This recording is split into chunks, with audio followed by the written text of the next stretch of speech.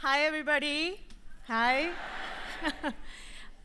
As you've heard, my name is Ji-hye Kim. I'm the chef and managing partner at Miss Kim. We're a Korean restaurant from Zingerman's community of businesses. Thank you. The restaurant's been open for about 5.5 years, and during that time, we received a few recognitions. James Beard nominee for 2020, 2022, 2023. Thank you, thank you. Food and Wine Best New Chef 2021. Eaters Ann Arbor's 38 essential restaurants. So, we also survived the pandemic. Thank you. So throughout it all, there is one question that I get repeatedly over and over, and that is, what are you? What am I? You guys might have noticed that I'm Asian, and Asian folks will tell you that they've all been asked this question, like, what are you? Where are you from? And this is a question that's been increasingly more important to me as I become a chef and a business owner, a restaurant that bears my name. Oh, yeah. So we also received some reviews, mostly good, but a few like this. I'm gonna read it off for you. Yelp reviews. I lived in Korea and can legitimately say what I had at Miss Kim is not authentic Korean food, says Crystal, who lived in Korea for a little bit. Yeah. Food is an Americanized version. A New Yorker, who is a local guide from Michigan. A Korean restaurant by white liberals. Foods are delicious, but very Americanized. This was definitely a Korean dude, I can tell by his name.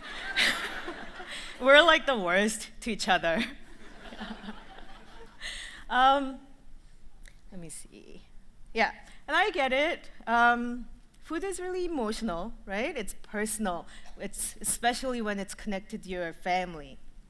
And here, I just want to give you an example. Here's a typical bibimbap on this side that you would see at most Korean restaurants here. And here's a rotating bibimbap at Miss Kim. Not your grandmother's, definitely different. Yeah. A little bit about me. So I was born and raised in Korea, and I immigrated to the United States when I was 13. And I went to University of Michigan, studied political science and economics, and one might think that that's useless when running a restaurant, right? But it's not true, because what that taught me is to value research and critical thinking. So I really only spent very reasonable amount of time brooding over these Yelp reviews, and I just figured I want to know what my story is too. I want to dig deep into how Korean food evolved and what the story of my ancestors are. So I jumped into reading all these books. Now, I love cookbooks. I have about 600. I think about 80 is specifically on Korean food, and many of them are reproduction of ancient Korean cookbooks that you see like here. So I think the oldest one I have is from 1450, and it evolves. And you can actually sort of see a dish evolve over the centuries, and then you can kind of feel the connection from my ancestors to the food that I make in Michigan, and that journey has been just incredible. Now, when I studied all these things, I had two major takeaways. And first one is that food is universal. We're actually not that different from each other. Like, everybody has dumplings, whether we call it mandu, gyoza, jiaozi, momos, samosas, pierogies, ravioli, tortellini. I can go on and on, right? We have a lot of things stuffed into the dough. Yeah. And there are so many examples like that. I'm going to share one more because this is my favorite example. It delights me so much. It's this one right here. Okay, so on this side is 쌀과줄 from 18th century. Puffed rice, bound together by honey, now a delicacy in North Korean cuisine. And on the right, puffed rice, bound together by marshmallows. I would say this is also a delicacy. It is definitely my favorite road trip snack and available everywhere at gas stations in the United States. Okay. So let's go back to bibimbap and look at this. Right in the middle here is a poster that Zingerman's creative services made for me. It's a regional map of bibimbap because one of the things that I learned is that each region of Korea has its own version of bibimbap, which was really fun to learn. So for example, there is Tongyeong bibimbap, which is from Gyeongsang Province, where it's like a southern part of Korea. It's hotter, it's by the seaside, filled with seafood and seaweed.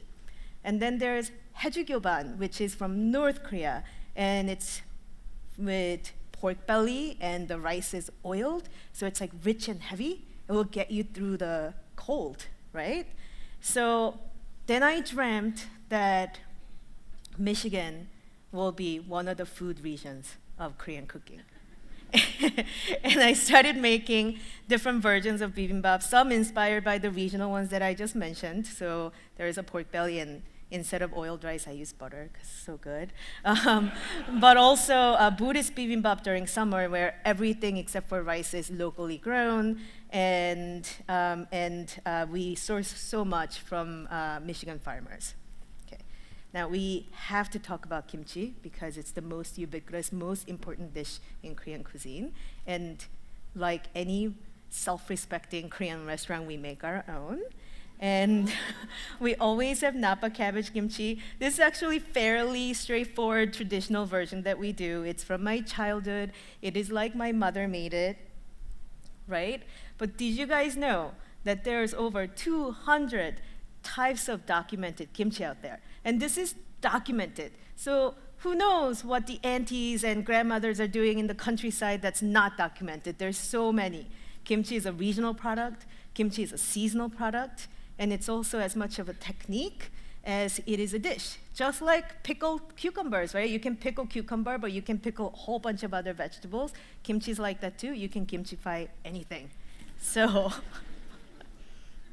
here, we make Michigan versions of kimchi. So I wanna just introduce you to this one on the yellow one. It's a vegan kimchi inspired by Korean Buddhist traditions. It's made with local yellow bell peppers. This was also a source of a very heated argument I had with a close friend whose mother is from Gyeongsang Province, where weather is hot, people tend to be hotter, and kimchi is spicy and full of fermented fish, and that makes sense, right? Because it's hot, there's more need for salt and fermentation, and fish is readily available.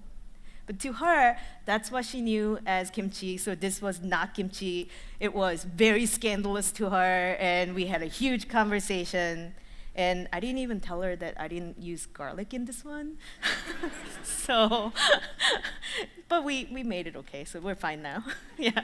And then the one in the middle is the Korean melon and local cucumbers. And we got the local cucumbers. It's Korean heirloom variety. The seed company is from California called Namu Farms and second generation farms. So they take Korean seeds, and then my local farmer grew it for me, and we turned this into kimchi that's tossed and enjoyed fairly immediately and not without a lot of fermentation. This type of kimchi is called gojjeori, and you may not see this as often at other Korean restaurants either.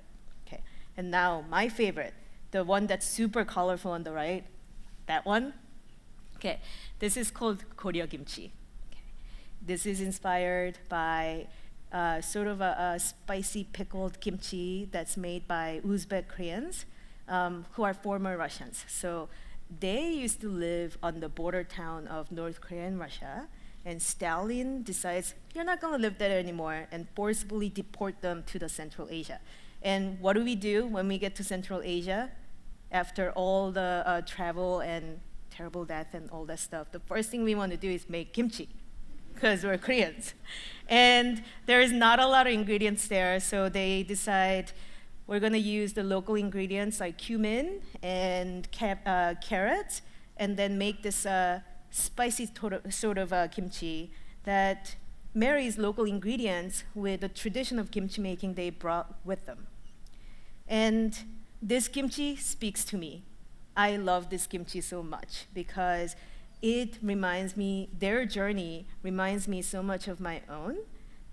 I was not forcibly deported, but I was a child when I got here, so it's not like I had a say in leaving all my friends and leaving the extended family and losing my community in Korea. So when I see this kimchi, the resilience and the fact that they continued on the tradition and put down the new roots and not letting go of either, to me, that's really great and unique. So, second takeaway for me is that what makes food unique when it's also so universal is the story of the people and story of the food and the people who cook and make it. And that specificity makes the food unique and beautiful. So, what am I? I am all the parts that make me who I am. So that's Korean ancestors, Michigan farmers, and all the other parts that we're not going to go into it today. Okay. So all the parts of me make me a whole me. So next time you go out to a restaurant, don't be like the Yelpers like Crystal. I want you to get curious and enjoy the food that somebody made for you so hard because it might be just the representation of their whole being. Thank you so much.